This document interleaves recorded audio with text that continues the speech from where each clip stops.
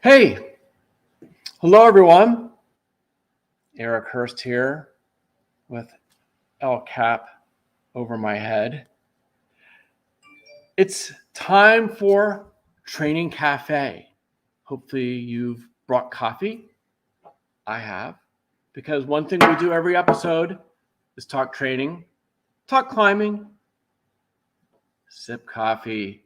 Let's begin with our communing together in the spirit of climbing. We sip coffee. Climbers around the world, join in.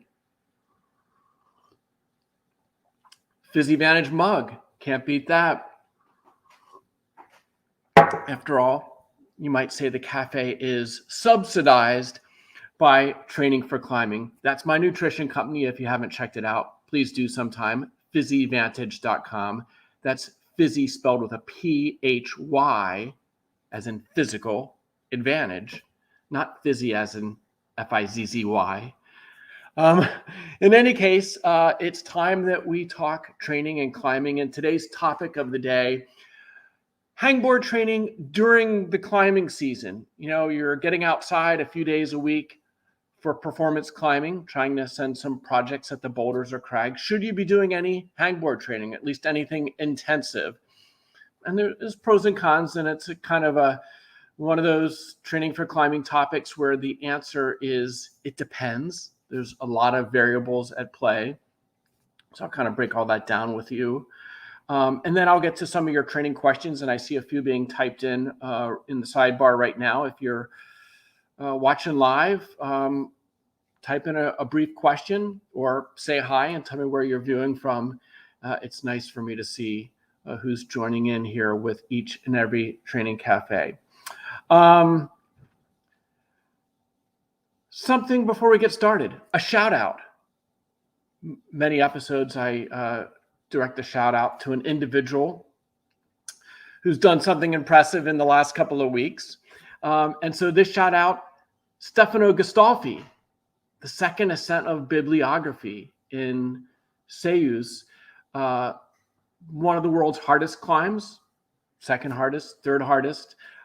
Some debate about the grade. The first ascent was by Alex Megos, and he thought maybe 515D.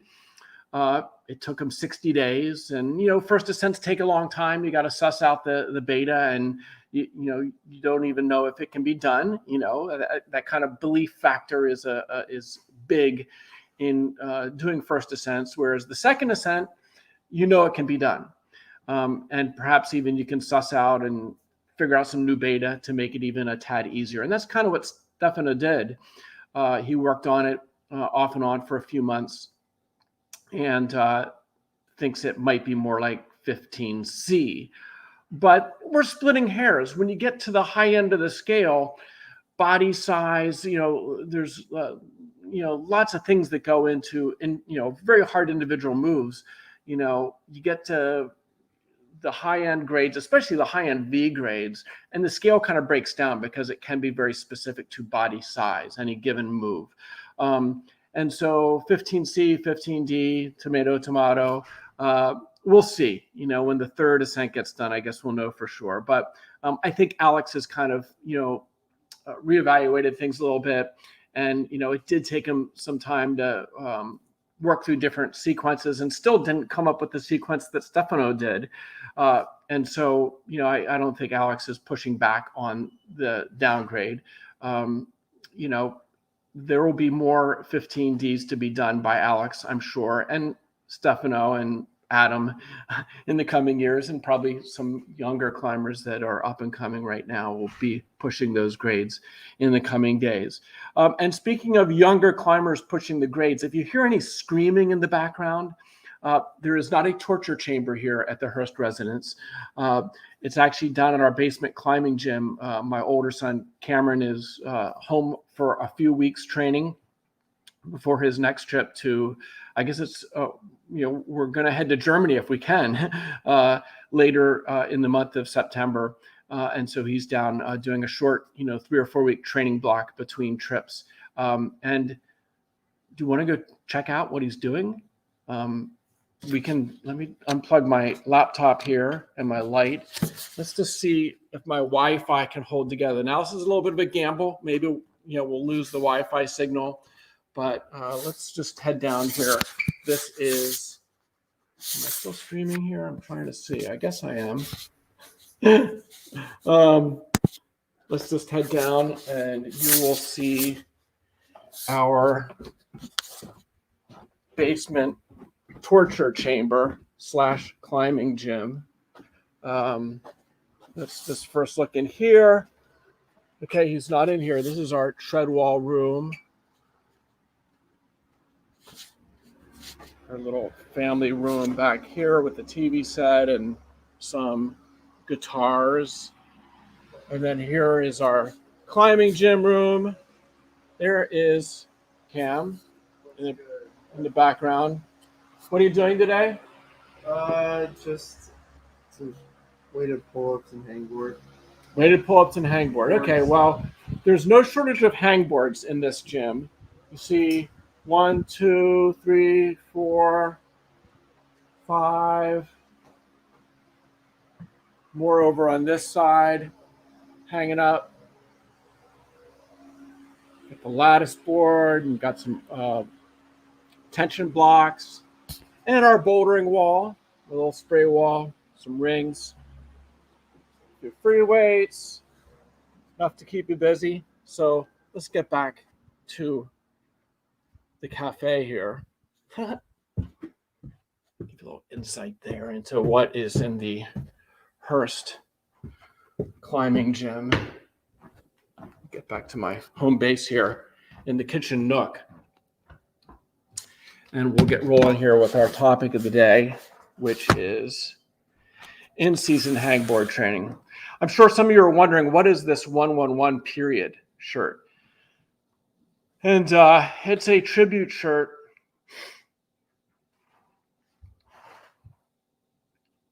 for a fallen soldier, a climber.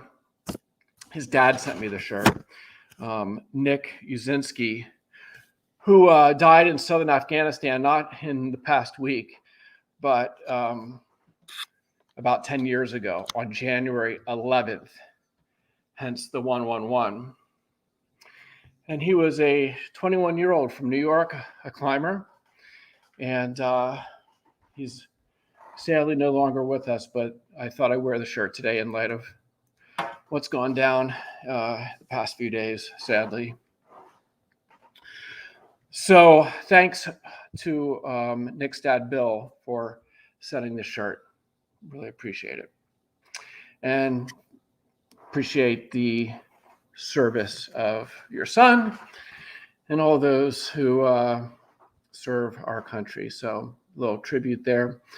And so back to the less important things, which happen to be climbing, but I guess everything in perspective, that's something that I try to live by as best as I can. So, okay, so in-season hangboard training. And I'm a big fan of hangboards. Like you saw down in our home gym, there's I think if you counted them all, there's 15 hangboards, including my very first hangboard, which I homemade about 40 years ago before there were any commercial hangboards. I just had a 2x10 piece of wood with a bunch of drilled holes and edges, and I had it hanging up at my parents' house when I was a kid, and that was my first little fingerboard for training. And then in the late 80s and ever since, there's been companies making hangboards. I've designed a few myself for Nikros over the years, and I just like to have a variety of hangboards to choose from, for variety, for inspiration. Certain workouts I like, certain holds. Beastmaker 2000 for one kind of workout, and maybe the transgression for another workout. And it's nice to have a few different hangboards to pick from. And so hangboarding is a big part of my program, my son's programs, and probably your program as well. But is it appropriate during climbing season? And it depends what you consider hangboard training. Using a hangboard as part of a warm-up should be something I hope you're doing, because, to really get a slow, progressive warm-up for your fingers, your tendons, to get slowly turned on and recruited so you can train hard or boulder or climb hard, a hangboard is an important tool to take to the crags or to warm up, at the gym on a hangboard before you do your limit bouldering. So we're not talking about that, because that type of hangboarding is just, it's small, it's bite size, it has a purpose to get you turned on and warmed up. It's not a workout where you're doing sets and reps and adding weight and removing weight, and you're not doing a lot of repeated over and over things at high intensity. You're just doing enough to get turned on and warmed up. So yes, you should be doing a little bit of hangboarding, I think pretty much every climbing session as part of that warm-up process. But in terms of dedicated 15, 30, 45-minute hangboard workouts, should you be doing that during climbing season? And the answer is probably not much of it if you really want to climb your best. Now, if you're a weekend warrior, as kind of I am most of the year, and probably many of you watching might be, let's say you're only climbing outdoors on Saturday and Sunday, or maybe only one day a week. Well, then you can do one hard workout on a hangboard, one like max strength workout, because they are the ones that do, I don't want to say most of the damage, but in terms of, hammering the nervous system and fatiguing the nervous system, which is something that slowly recovers, can take 3 or 4 days to fully come back from a super intensive, max hangs workout. So if you're climbing on Saturday outside and you want to climb for performance, well, then if you're going to do a hard hangboard workout, it should probably be 4 days prior, like Tuesday, which is what I would do. What I do as a weekend warrior often is I'll do, a max strength and power workout on a Tuesday. So that'll involve, in addition to the warm up, some bouldering, some max hangs on a hangboard, some weighted pull-ups, and some campusing. Now, I just listed 4 things that are very strenuous, very intense, that train the alactic energy system. So it's good that they're all together, but you can't do a lot of all of those. I might do, 3 or 4 sets of weighted hangs and 4 or 5 sets of weighted pull-ups, and then, maybe a half a dozen sets on the campus board, which I just do like 1-4-7 type laddering for my campus workout for the most part. And then a brief block of limit bouldering, which for me isn't all that hard, but for you it might be 30 minutes of doing progressively harder boulder routes. And so they all kind of train the same energy systems, and that would be a nice Tuesday workout. And you have plenty of time to recover before Saturday. So, that wouldn't be a bad way to schedule things. Wednesday, you could do more of an anaerobic endurance or aerobic endurance climbing session.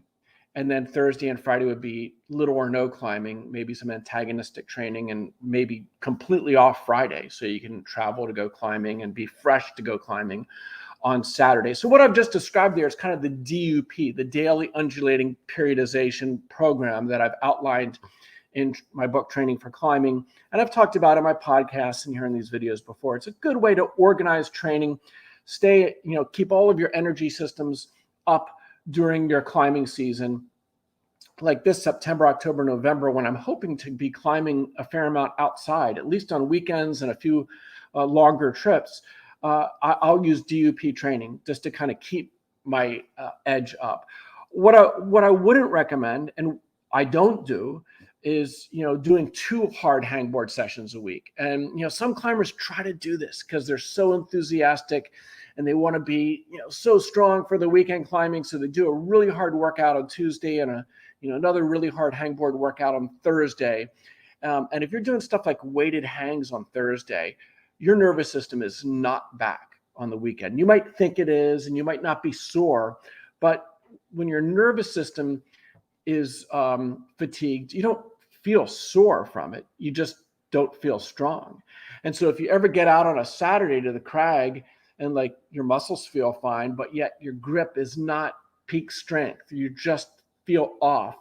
It's central nervous system fatigue, in all likelihood. So, you have to be careful doing intensive in-season hangboard training. And if you're going to do it, try to plan it out so that it's 4 days removed. I proposed Tuesday, and then you'd be performance climbing Saturday and Sunday. You'd have plenty of time for your nervous system to come back from that workout. Now, if you're climbing outside, 3-4 days a week, maybe you can get out twice during the week and twice on the weekend. Well, then you're probably best not doing any intensive hangboard training. Again, little bits of hangboarding as part of your warm-ups, yes, but no intensive hangboard training, nor any intensive campus training either. 1 or 2 things on the campus board as part of a warm-up, yes, that's fine, but an intensive hangboard workout, no. Not if you're climbing 3 or 4 days a week. You should be in performance climbing mode, and any type of training you do is basically just part of a warm-up process for those 3 or 4 days of outdoor climbing. Now, off season, you're not getting outside at all. Here in Pennsylvania during the winter, it's tough to climb outside because it's raining or snowing and it's just nasty out. Then you're in training mode, and then you're getting into more of an intensive block where you can do 2 or 3 days a week of intensive hangboard training, max strength training, with the goal of gains. During climbing season, you're not likely to get gains training. You're at best trying to maintain where you're at during your climbing season. And any gains that you're realizing at the crag are more just because you're climbing more. You're becoming more efficient. During the in-season, hopefully your climbing skills are getting better. Your mental skills are getting better. You're learning to climb faster. How to conserve energy while you climb, how to be smarter with your investment of your strength at the crags or boulders is a big part of climbing mastery. That is something you can be hopefully improving on year over year that makes you a better and better climber. So there's my take in a nutshell on in-season hangboard training. Small doses, perhaps okay if they're spaced appropriately, but any big time commitment to hangboard training is misplaced and will actually diminish your effectiveness at the crag. Let's sip some coffee here. Okay, I see the questions popping in here, so let's get to it in this part of the Training Cafe. We now will answer some viewer questions. Let me scroll up here, and we kind of take a first come, first serve attitude here at the cafe. And so first up, NBKR8RS. Okay, he says he started climbing at age 33, wants to progress into old age like this guy. He wants to know whether it's possible to hit solid PRs into old age. And he adds that, maybe he should specialize in bouldering while he is younger. And yes, you are younger right now in your 30s than this old guy who's kind of, done with the hard bouldering thing. But yeah, there's no reason you can't still boulder harder and certainly, climb harder for many years to come, especially as a late starter, because climbing is a skill sport. It's a sport where I think you need 20 years of climbing to gather all those complex skills and to slowly train up your body and connective tissues, which adapt very slowly. And so, yeah, you're 33 now and starting to climb, and I'd be shocked if you're enthusiastic and stay with it and don't get injured. You will be climbing harder at 43 and even harder yet at 53 and maybe at 63. Who the heck knows? But one thing, starting climbing at 33, you have to watch the injuries of your fingers, your elbows, your shoulders. Unlike my sons and the generation today who got into climbing when they were little kids and their tendons became accustomed to the unique stresses of climbing, especially those little delicate pulleys in your fingers. You get into climbing young and, through your growth spurt, you're laying down collagen and you're developing just, steel cables for tendons, so the people that get into climbing young are really blessed in that regard, that they will be very bulletproof in adulthood. But you get into climbing at 25 or 35 or 45, and unless you've been working heavily with your hands throughout your life, as a deadlifter, let's say, or a power lifter, or somebody who's really, lifting heavy things with their hands, your fingers haven't been exposed to the unique type of, high forces that climbing places on them. So people that get into climbing, after adolescence are more at risk their first few years. Now your tendons will adapt. And, if you can make it through the first 3 to 5 years without injury, you might be out of the woods, because connective tissues do get stronger very slowly over time. And so that's something you'll have to be careful about, is if you are super enthusiastic and you get good, you want to pursue bouldering, it sounds like, in the coming years, you start pushing from V5 to V8 to V10, and the holds are getting smaller and the boulders are getting steeper and more stressful. Watch out, because those connective tissue injuries, especially the pulley injuries, are a bear. And so that's why I do think for older climbers to gravitate, people that get into climbing older, and also people that get older, you gravitate to route climbing is less stressful. You can push your body harder without having to grab really little holds or do extremely, I can go climb 513s and not have to do anything over a V5 or V6 or V7 move, because it's 513, because it's a longer, steeper, pumpier route. Whereas if you specialize in boulders, then by necessity, if you're going to progress to harder routes, you have to grab smaller, more crimpy, more potentially injurious holds. So proceed cautiously, train smart, rest a lot, consume a lot of protein, and anytime you feel a little ache or pain coming about, dial things back and see the long game. You want to climb into your 50s or beyond. And so avoiding injury is the number one rule. Okay, so long answer to a simple question. On we go to Michael, the vegan climber. Thanks for giving me the tools. I had a great winter training block. Got my first V10. Nice job. He says, I'm a setter who tests about 15 boulders between V0 and V9. What kind of day would you call this? Yeah, well, it's not a great training day, because, your goal and your job is to set boulders and to test boulders and to get things in the right position so that you're setting pleasurable, high quality boulders, which I'm sure you are, because you're testing them out. But it's not effective training, obviously. And setters are in a unique situation where it's challenging to schedule days of performance climbing and days of training around 3-4 days a week of setting. And what ends up happening is they end up climbing 7 days a week between setting and training and climbing.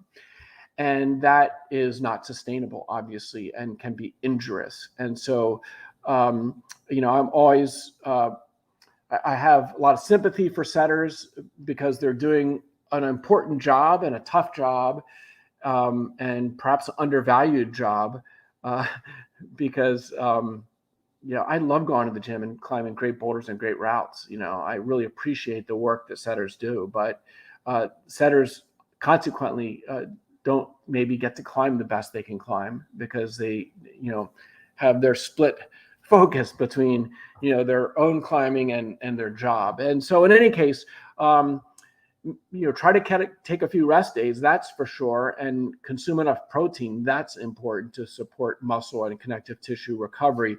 But in terms of your question, I would warm up appropriately on that day, or maybe when you're setting the V0s and V1s, that's kind of where you're testing those out or doing those. That is kind of a crude warm up. And then when you get on the harder routes, maybe just do 1 or 2 moves at a time and just test the problem. In, if it's a 12 move problem, maybe, break it down into parts and test 3 moves at a time, and you can confirm that the moves work and they are kind of what you envisioned. But maybe don't go to the point of trying to, send the problem and connect it all together, because then that does become more stressful. And so if you keep yourself or limit yourself to just doing a few moves at a time, it's not a rest day, but it doesn't do as much damage to the system in terms of, a training stimulus or a fatigue, digging a hole of fatigue, so that, if you can kind of treat that setting day as active recovery. I guess that would be my goal, is if you're going to go in and do a setting day, try to spread it out and try to keep your time on the wall as brief as possible. And again, break the harder routes into chunks, into smaller parts that they're kind of bite-sized and you can just test, get on and off quickly. And if you treat it as active recovery and don't blow yourself out, then maybe the next day, if you're off, you can actually have a climbing day or a training day. I hope that makes sense. But you're in a challenging situation. Okay, we got a hi from Chile. That's cool. Dan Flynn says Action Direct. Yes, I think we will be visiting Action Direct. I think that's on the docket, assuming we can, successfully fly into Frankfurt and get there. So stay tuned on that one, my friends. Maybe I'll do a training cafe from Germany, one rest day. The plan is to be there late September into early October, so we shall see. It would be probably 2 episodes from now that maybe I could do a training cafe from Germany. Stay tuned. Maybe with the COVID ramping up or whatever. I'm always fearful of new travel restrictions, unfortunately. Question from Paolo. When I go rock climbing during a training block, can I practice my on-site while training strength and power and project something hard while training endurance, or should I just focus on training? Yeah, I mean, that kind of speaks to the idea of, I'm a big fan of the whole energy system conceptual model that I've brought to climbing over the last, 6 or 8 years. And a lot of coaches have jumped on and kind of agree that it's a great way to organize training for intermediate and advanced climbers to kind of have more focus and to get more bang for the buck out of your training. And so kind of what you're speaking to there is if you're talking about, on-site climbing during a strength and a power, well, when you on-site climb, you tend to climb slowly and, you want to figure things out in your mind while you're on the route, and you spend a lot of time hanging out. And, it's more aerobic than anaerobic, though it can become anaerobic if you climb to failure. And so if you're doing that on a strength and power day, well, that's a lactic energy system. So there's kind of a mismatch there. You'd rather boulder on a strength and power day, do short limit boulders on a strength and power day. And then projecting kind of is the other end of things. That's where you're working around at your limit and you're giving it multiple goes that maybe pump you out and take you to failure or near failure before you take. So that becomes very lactic and really stresses the anaerobic system, the anaerobic reserve.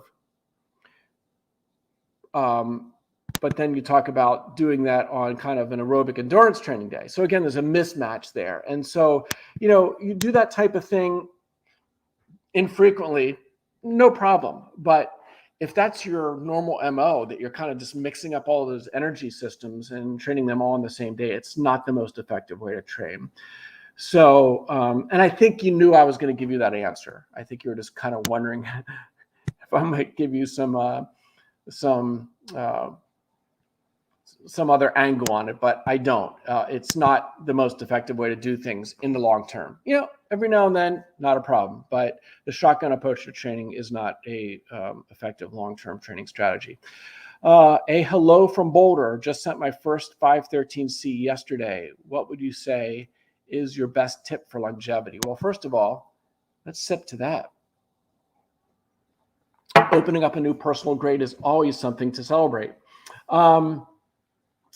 Best tip for longevity is, well, obviously don't get injured, because injury is a setback, and injuries, if they're recurrent, are frustrating, and you can really lose your motivation if you keep getting injured climbing.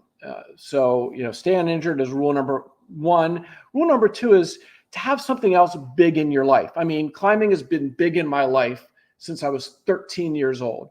So that is 45 years ago. And it's always been pretty big in my life. But you know what else? I've always had something else big in my life. Back in high school and college, it was, getting good grades and, getting an education.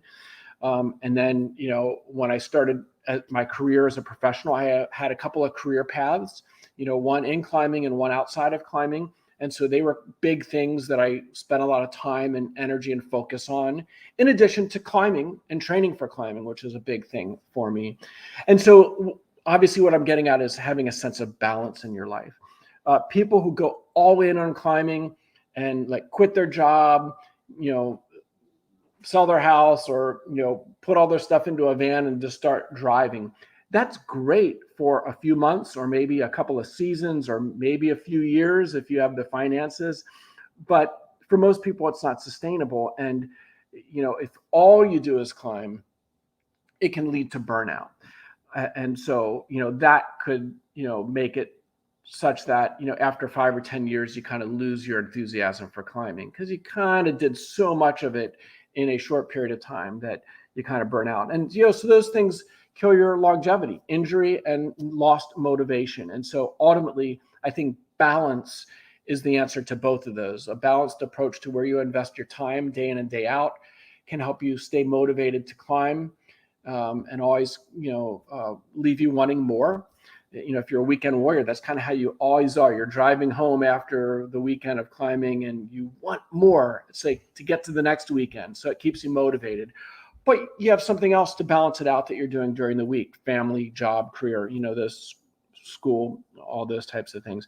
And a lot of people have done that effectively. And even the pros, Adam Andra went to college and got a degree while he was training hard and climbing hard and pushing the envelope of difficulty. And there's, many other climbers that do the same thing. And there's weekend warriors who climb 513 and 514 and beyond. And you today, if you are really smart at investing your time, can do more than one thing at a very high level. And so I'm a big advocate of you trying to do the same thing. Okay, greetings from Germany. Is a structure for your progressive warm-up written down somewhere? I did not find it. Training for Climbing book. Yeah, Training for Climbing book. I don't give any warm-up protocols. I mean, the book is already this thick, and we had to cut stuff out, and I kind of give some general guidelines that you want to do some generalized aerobic activity. Here we have a Concept 2 rower in the basement. So we'll row for, 3 to 5 minutes just to get the blood flowing, get your heart pumping. You at a climbing gym could get on if a climbing gym has a rowing machine or a treadmill, or you could go for a jog outside, or just do some jumping jacks for a couple of minutes. Something to get your heart rate and get blood flowing is a good first start. Then you want to do some easy climbing on big holds. You want to do some pull-ups. Then you want to do some finger hangs on deeper holds. And then you want to do some first pad hangs, and you want to do work through all the grip positions and do some stretching of your climbing muscles and some massage of your fingers and some individual, finger stretches and things to kind of get the synovial fluid moving in your fingers and, massage your fingers. You want to go from general to specific and do it over not 5 minutes. You can't get a good warm up in 5 minutes. You want to do it over about 30 minutes or even 40 minutes. My warm ups when I'm here training probably last 40 minutes. And the last thing I will do will be some weighted hangs. So I go through all of that, and then I do a few weighted hangs as if I'm starting a max hangs workout on a hangboard. but I'm only doing a few hangs to just fully recruit me before I do my limit bouldering, or before I get on the tread wall, or before I, do my repeater workout or whatnot. I want to get fully turned on so I can have an effective workout. And so there you go. That's a warm up in a nutshell. Maybe I should do a, more of a, whole podcast on that topic, because it is important. And a big part of my warm up is auto regulation. I kind of do the exact same thing every warm up, every workout.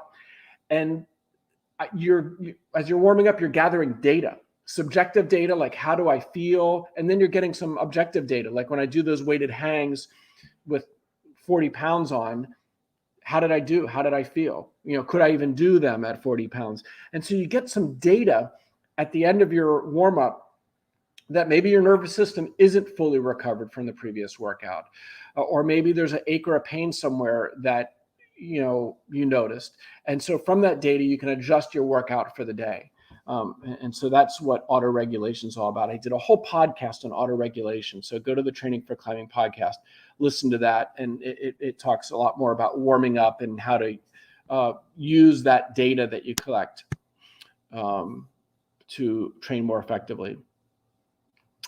Okay, on we go. Next question. Hey, coach, I'm just able to go to the crag every Sunday while training max strength. I do 2 weighted hangs, 5 sets. So I guess that's 10 total weighted hangs.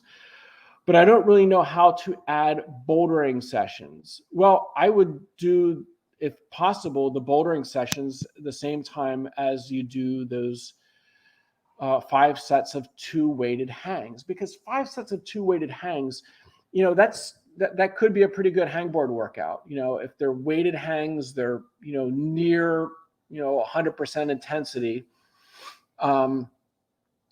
You don't need to do much more than that to get a good training stimulus. But that by itself, isn't much of a workout. I mean, it's a good workout for what it's targeting, but it's left a lot of your body unattended to. So along with those 5 sets of weighted hangs, why not do 5 sets of weighted pull-ups? And why not do, a half an hour of limit bouldering with a lot of rest in between? Each limit boulder attempt is only a 5 to 15 second go on a boulder. And then, you're maybe doing, 8 or 10 of those over the course of 30 or 40 minutes. And so that's how I would add it in if you were going to do some limit bouldering sessions. Now, if you're going to do a bouldering session where like you go to the gym with your friends and you boulder for 3 hours, and of course, most of that will be below your limit, then that's a whole nother deal. And that creates a lot of fatigue. I'm not sure I would be doing a weighted hang session on top of that. So that's where programming needs to be kind of scheduled. If you're only climbing 1 day a week on a Sunday, maybe what if you did, like that bouldering session on a Thursday and a hangboard session on a Tuesday? Or maybe you did a hangboard and a little limit bouldering on Tuesday, and then on Thursday you did a longer boulder session that was more anaerobic, where you really get worked and pumped, one of those longer bouldering sessions. Or maybe people that do a tension board or moon board session that lasts hours, you could do something like that on a Thursday, and then Friday, Saturday rest days, and then Sunday outdoor climbing. You could do something like that perhaps. And he adds on, he would also like to train aerobic power. You could do that almost as a recovery day. If you have access to a gym with longer routes, 40, 50, 60 foot long routes, that you could go climb a bunch of them, but keep them very submaximal. To train the aerobic energy system, you shouldn't be climbing anywhere near your limit on routes. You should not be getting a vicious pump where you're barely hanging on or out of breath or even falling off. That's anaerobic when you get that worked. To really, train the aerobic system, you want to be right at the edge of the anaerobic threshold, but not ever going too deep into it. So your pump should be moderate. You should always be able to get to a good hold and recover at it. You shouldn't be getting out of breath, which means you're in oxygen dead, which means you've gone anaerobic, significantly so. And so for me, if I was doing that type of session, I would be going to the gym and climbing mostly 5'10s and 5'11s, or even 5'9s, 5'10s, and 5'11s, and trying to climb hundreds of feet of climbing over the course of a few hours, but never getting pumped out, not letting yourself escalate things to the point that you're falling off of routes. Because if you're falling off of routes pumped, you've gone severely anaerobic, and that's not the goal if you're training aerobic power, as you mentioned. So you could do something like that on one of your rest days. But again, programming is a very complex thing. And that's something you need to really sit down with a calendar and schedule out a few weeks at a time if you can. Okay, could you explain which finger protocols get neurological adaptations and which get structural adaptations? Yeah, I mean, brief, intense exercises are more neurological. So, doing 5 or 7 second weighted hangs that,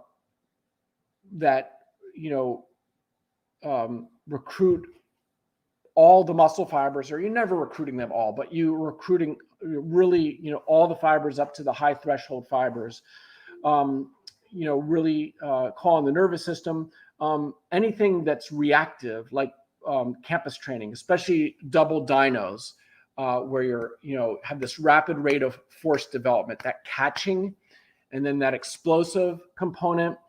Those type of plyometric type exercises are hard on the nervous system. They're good for training those nervous system adaptations, motor unit synchronization and disinhibition. Those are some of the benefits you get from plyometric training that takes several days to recover from if you've done a pretty hard workout on that, on those types of exercises. Whereas in terms of structural things, doing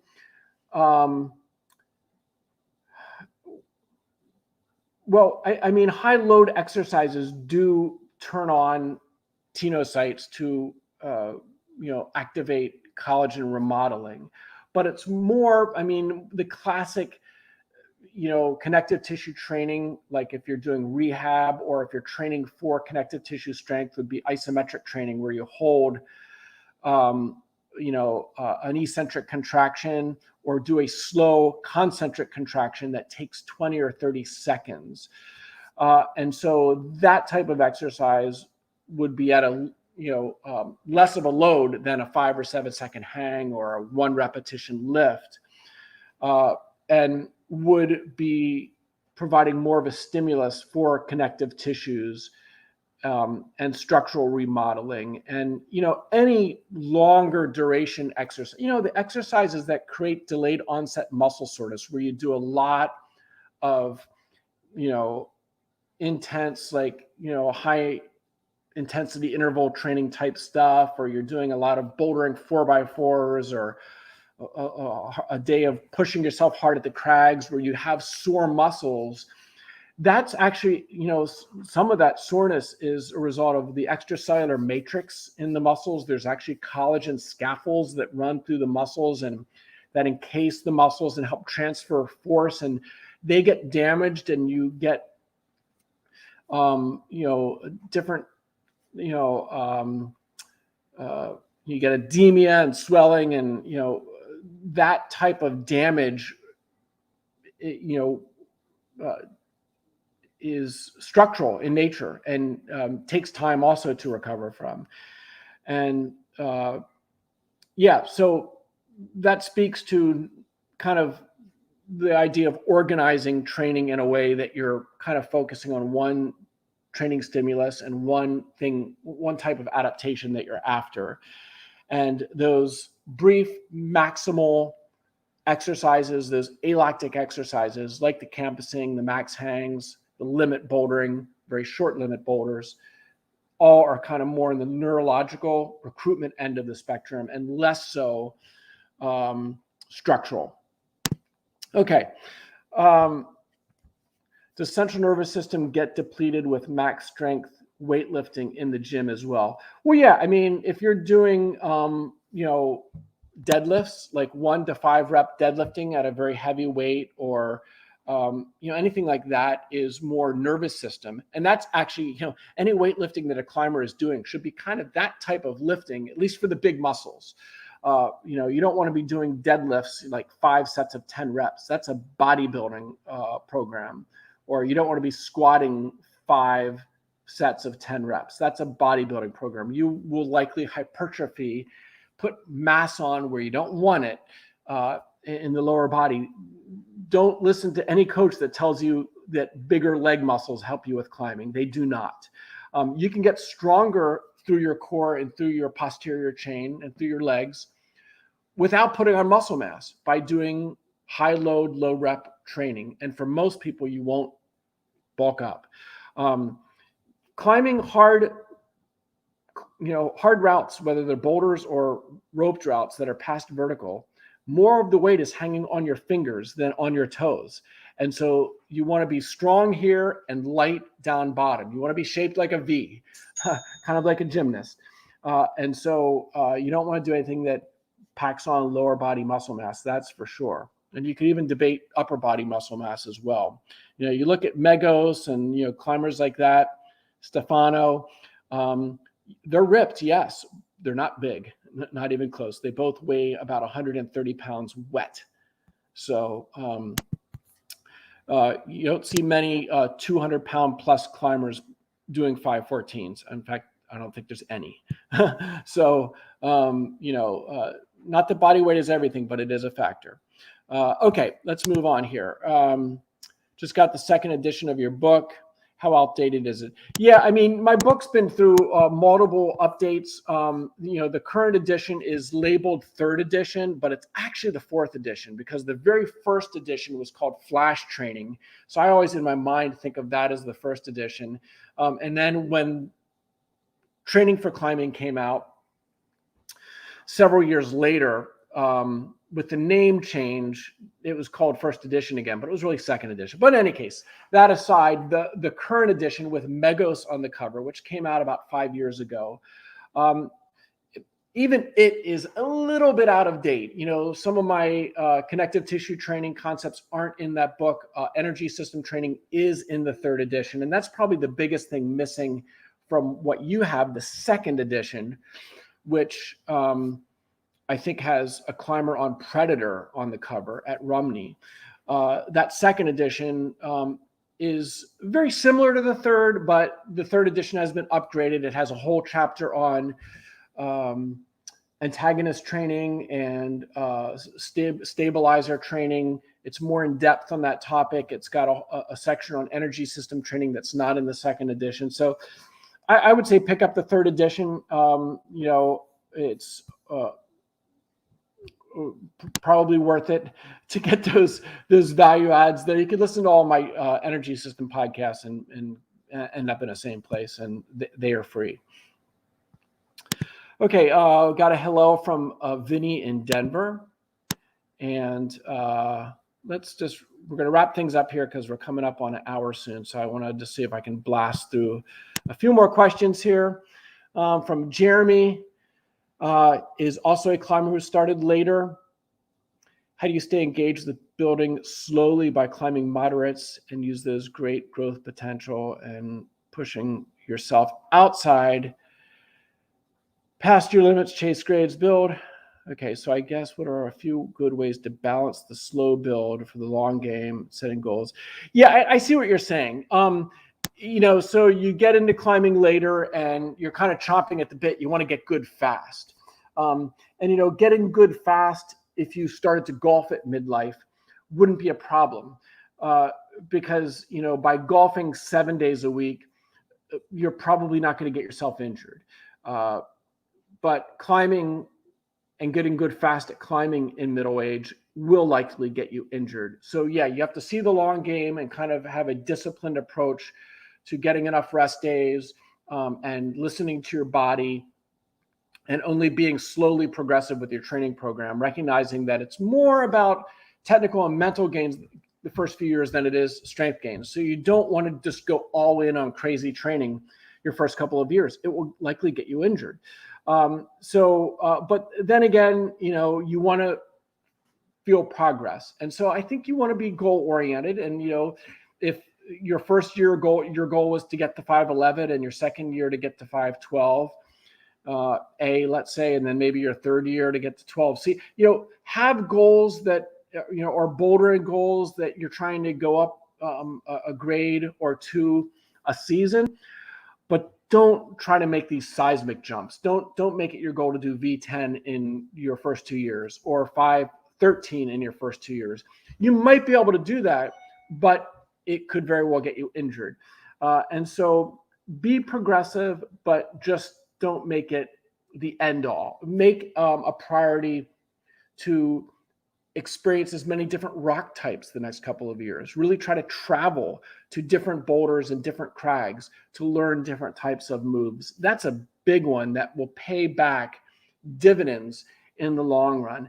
Every new crag you go to, every new bouldering area you go to, demands different skills and different movements, and it's going to teach you new things. You'll be making a deposit into a bank that will pay off for many years to come. The best climbers, I think, aren't necessarily the strongest climbers, though strength helps. But the best climbers are often, almost always, without exception, the most traveled or very well traveled climbers, because they have, think of it this way, climbing movement, climbing skills are a language. And so the more well-read you are, the bigger your vocabulary. And so traveling to different climbing areas grows your knowledge of the language of climbing. So how's that for an analogy? Okay, heading to the red this fall. Any recommendations on routes I'm looking to break into 13? Yeah, well, maybe I'll see you at the red later in the fall. My hope will be to get there late October, November sometime. 13As, there's dozens of great 13As at the red. It's hard to name just one or two. But, some of the most popular, like at the Motherlode, Snooker is a great 13A. To the left of it is a 12D called 8 Ball that many people think is 13A, or at least the same grade as Snooker. They're both fantastic routes. If you're into more a bouldery route of the 13A grade, Convicted, which is also at the Motherlode on the undertow wall, is kind of 3 boulder problems with rests in between. So they would be really good routes to jump on. And there are many others. You go to the drive-by crag, and there's Dirty Smelly Hippie, a couple of 13A ABs right next to each other there that are quite good. And there are so many. It's hard to give a short list.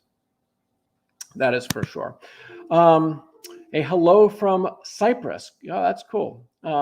Any tips on how to get back from an ankle sprain during rehab and after being fully recovered? My aim is to minimize loss of performance. Yeah, well, I mean, with the ankle injury, the good news is you can still do all your upper body training and your core training at home or at a gym. But you obviously have to be careful jumping off of boulders, and, hiking to a crag, I guess, might not be quite possible yet. And so, I don't know what specific exercises are appropriate for your injury, because I don't know the exact nature of your injury. But one thing about any type of injury, connective tissue, joint, bone injuries, is you need loading as part of the process. So one of the worst things you can do when you have one of those kind of injuries is just to cease all activity. Like if you had an injured ankle and you just sat in a chair all day and worked, or sat on the couch and watched TV, or laid in a bed and slept, if that was your 24-hour day, there wouldn't be much loading of that ankle. And, so your ankle needs loading. So I would think one thing you could do is slowly increase the amount of walking you do each day. Again, you don't want to do anything that's going to provoke the sprain to get worse or not heal, but slow incremental gains in what that ankle can do.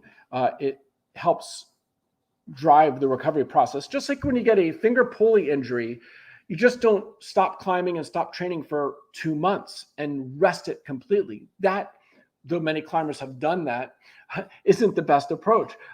In the first few days, when that injury is in its acute stage, it's tender, it's swollen. Yes, you don't do anything for a few days. You might even ice it the first few days or take a little Advil the first few days. You would maybe want to consider getting a pulley splint to put on for the first few weeks.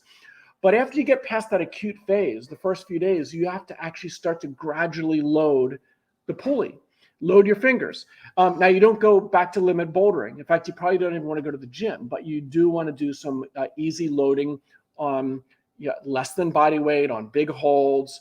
You want to do, things that provide signal to the connective tissues so they can remodel and strengthen in a very organized, strong fashion. And you need daily loading to do that. I did a whole video, and I've talked in the past about the importance of, slowly adding loading back to your fingers after an injury. And the same thing applies to your knee or your ankle or any other injury that you want to encourage the healing process. And I guess a little shameless plug is if you're doing that type of loading, that type of recovery, research has shown pretty conclusively that if you consume vitamin C enriched hydrolyzed collagen, like PhysiVantage supercharged collagen, you consume that 30 to 60 minutes before your finger loading, before your ankle loading, before your rehab, wherever it is, whatever body part you're going to, target. Getting those collagen specific amino acids flowing through your bloodstream and into your system ahead of the loading is ideal. And the research has shown it can potentially double collagen synthesis when you couple the nutrition consumed, the supercharged collagen consumed, and then follow it with the targeted loading. You can accelerate the collagen synthesis and recovery. There's growing research. There's some new studies that have come out just in the past year that continue to show the benefits of coupling supercharged collagen with exercise. So there's my little plug-in. If you want to make a purchase, go to physivantage.com and use a checkout code just for you, Insiders15. Spell out the word Insiders and 15 to get a 15% discount off any full-priced nutrition.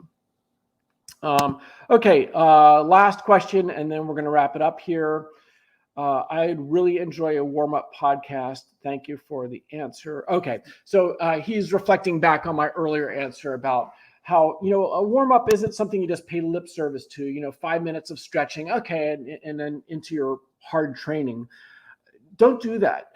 It's not an effective warm-up. You need 15 to 30 to, I said for me, an old guy, 40 minutes of slowly progressive warm-up that goes from generalized to very specific, and goes from being low intensity to being near limit intensity to get everything turned on slowly over a 30 or 40 minute time frame. Do that in the gym when you're training. Do that at the crag as best as you can, and you will climb your very, very best. I can't overstate the importance of doing that right. And if you really are trying to project a boulder or project a route, you need to be fully turned on to give it your best effort. A lot of people, when they're fresh, give their boulder a route, their few goes, and they're not fully turned on. They're not fully warmed up, and they kind of waste skin. They waste energy on those first few goes. And then by the time they're warmed up, they don't have enough gas left in the tank, or maybe the conditions have changed, or maybe the sun has set, and they missed their opportunity. And so make the most of your few sengos you have. Make the most of your workout by getting a proper warm-up. And that just speaks to the importance of being fully engaged in the process of training and climbing and warming up. That is the stuff of master climbers. And the people who just kind of ad-lib their warm-ups and ad-lib their workouts and don't have a real game plan at the crags or at the gym can't possibly train as effectively and won't likely climb their very best. They're leaving, some gains on the table. They're, missing out on some opportunities to send that they might not get back. And so, try to nail everything down as best as you can. That is part of becoming a master climber, which is what we're all after. I'm still after all these years, still trying to get a little better at my sport, at my craft, both as a climber and as a coach. So with that, I guess it's time to wrap it up. Let's have one final sip together.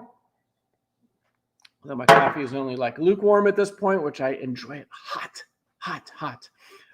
So we will meet again over coffee 2 weeks from today, maybe 4 weeks from today. We will meet again.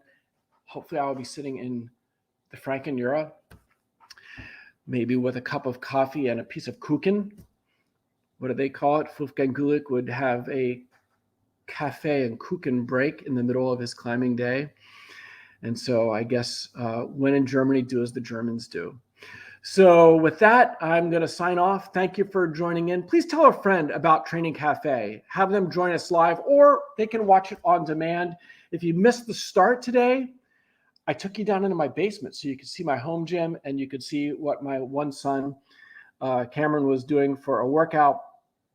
And I talked a little bit about this shirt and what it means. So if you missed out on the start, go back and watch the whole thing on YouTube sometime and share it with a friend. Please do. We'll see you next time. Bye-bye.